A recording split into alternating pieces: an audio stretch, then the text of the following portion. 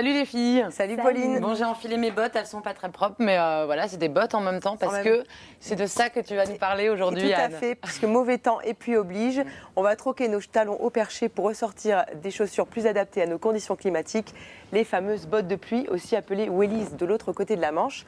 Alors connaissez-vous la signification de ce terme? Non. Alors en fait, c'est le duc de Wellington, surtout célèbre pour avoir terrassé le fameux Napoléon Bonaparte à Waterloo en 1815, qui va populariser ces bottes.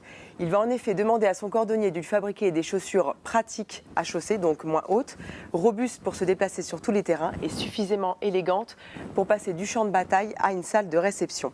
Alors bien entendu, à l'époque, les fameuses wellies étaient en cuir, mais le terme de Wellington boot reste dans le langage courant et désigne encore aujourd'hui les fameuses bottes de pluie en caoutchouc. Alors, à quel moment est-ce qu'elles font leur grand retour dans notre dressing? Alors, nous sommes en juin 2005 au festival de Glastonbury en Angleterre. Donc, boue, flaque et gadou sont en rendez-vous. C'est ainsi que les bottes de pluie vont fleurir aux pieds des filles. Alors, l'histoire aurait pu s'arrêter là, mais la fameuse Kate Moss arrive avec son micro-short, puis sa mini-robe lamée et ses wellies. Et là, beaucoup vont l'imiter, jamais l'égaler. Kate Moss va vraiment lancer la mode des bottes de pluie. Ah oui, on a toujours envie de l'imiter, cette Kate, désormais. C'est un peu la réapparition du look grunge. Exactement, puisque grunge, en fait, vient du mot grungy, qui signifie sale. Alors c'est vrai que les bottes de pluie portées à la Kate Moss, c'est un peu une anti-mode parce que, bon, un peu comme tes bottes de pluie, Pauline, pleines de boue, donc un peu sale, ça l'illustre bien.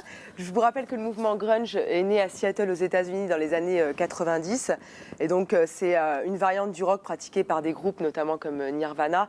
C'est un style de vêtements débraillé, associant des vêtements superposés et mal assortis. Alors oui, on peut dire que la botte de pluie, c'est un peu le must-have du look grunge des stars. Alors, finalement, avec quoi on les porte, les bottes en caoutchouc? Donc les bottes de pluie, comme vous les voyez sur la table, ne sont plus réservées seulement aux adeptes de chasse, de pêche ou encore aux moins-disants façon mimi, cracra, l'eau, elle aime ça. Les bottes de pluie, c'est vraiment le charme de la Bretagne et la nostalgie de l'enfance réunis en une seule et même chaussure. Donc vous avez deux options pour les porter, soit sobres en les choisissant noir mat ou vernis comme celle-ci. Très chic, voilà. celles-là, elles sont vraiment Ou alors classe. soit vous jouez la carte à fond, vous les choisissez ultra flashy ou à imprimer. J'adore celle-là. Les petites fleurs, les imitations dentelles. Donc il y en a vraiment pour tous les goûts parce qu'elles se déclinent dans un panel infini de couleurs.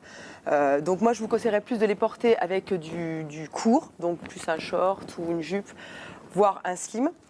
Choisissez vraiment un modèle qui vous parle, qui vous ressemble, parce que la mode ça sert aussi à ça, à exprimer un peu Pas qui nous forcément mettre un sommes. gros pantalon Non. par-dessus. Ouais, ça met plus en valeur. Voilà, mettre en valeur, exactement. Donc justement, qu'est-ce qu'on ne doit pas du tout mettre avec Ce qu'on évite, c'est que vraiment de la tendance bord de mer, on va garder que les bottes. Il faut vraiment considérer les bottes de pluie comme un accessoire à part entière. Donc moi, je vous conseillerais d'éviter le total look ciré plus bottes de pluie plus chapeau de pluie. C'est un peu too much. Et aussi, je vous conseillerais de les porter bien ajustées au mollet, parce que trop larges, elles sont un peu moins féminines. Voilà. On a presque envie qu'il pleuve tous les jours, hein, un peu comme aujourd'hui. Oui, on a envie de parader, en toute échantilly. Exactement, Anne.